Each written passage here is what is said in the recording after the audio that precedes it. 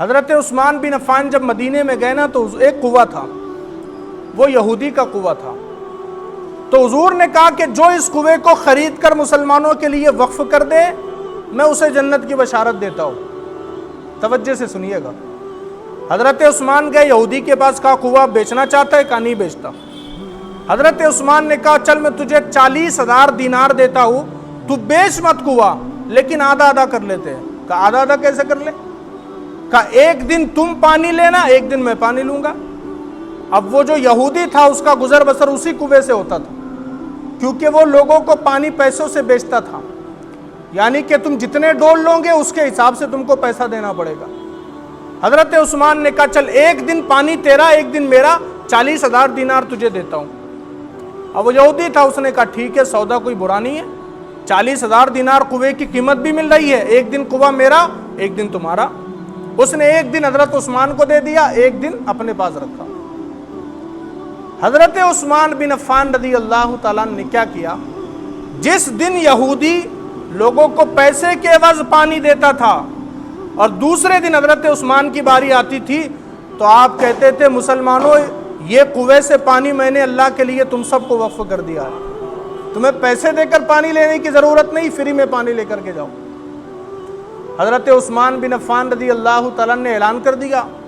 تو اب وہ لوگ جو یہودی کے دن پیسے دے کر پانی خریدتے تھے، حضرت عثمان بن عفان کے دن وہ فری میں پانی لے کر جانے لگے۔ تو یہودی پریشان ہو گیا، کہا کہ میرا تو گزر بسر اس سے چل رہا تھا، اب تو پیسے ہی نہیں آ رہے، سارے لوگ عثمان کے دن جا رہے پانی لینے کے لیے، کوئی آ ہی نہیں رہا میرے پاس۔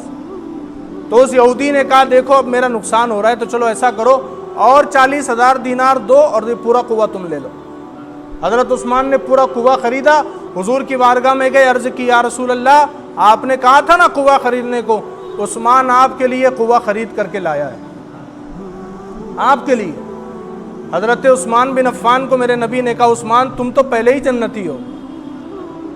تم تو پہلے ہی سے جنتی ہو۔ اور آپ کو بتاؤ جو کنواں حضرت عثمان نے خریدا تھا اس کے آس پاس کی جو زمین آپ نے خریدی تھی، اب ہوا کیا؟ وہ زمین جو 1400 سال پہلے حضرت عثمان رضی اللہ تعالیٰ نے خریدی تھی اور اللہ کے لیے وقف کی تھی، آج تک وہ زمین حضرت عثمان کے نام پر وقف ہے، انہی کے نام پر رجسٹر ہے حضرت عثمان کی، وہ کنواں بھی اور وہ زمین بھی۔ اب پھر بعد میں زمانہ جیسے جیسے بدلتا گیا تو پھر ہوٹلوں کی ضرورت پڑی تو لوگ زمینوں پر ہوٹل بنانے لگے، تو آج بھی سعودی حکومت نے اس زمین پر ہوٹل بنایا ہوا ہے، اور وہ ہوٹل جو بڑی عالیشان بلڈنگ بنی ہے، اس ہوٹل میں آ کر کے جو کوئی بھی انسان رکتا ہے اور اس کے بدلے پیسہ دیتا ہے تو سعودی حکومت کیا کرتی ہے، وہ پورے پیسے کو سال بھر جمع کرتی ہے اور جب سال ختم ہو جاتا ہے وہ پورے پیسے کو لوگوں میں بانٹ دیا جاتا ہے، غریبوں میں تقسیم کر دیا جاتا ہے۔ آپ جان کر کے حیران ہو جاؤں گے، حضرت عثمان بن عفان نے 1400 سال پہلے اللہ کی بارگاہ میں جو پیسے خرچ کیے تھے اس کا ثواب انہیں اس وقت تو ملا ہی تھا، لیکن آج بھی اس ہوٹل سے جو آمدنی ہوتی ہے اس کی قیمت ہے 400 کروڑ روپے سالانہ، اس ہوٹل سے آج بھی 400 کروڑ روپے سالانہ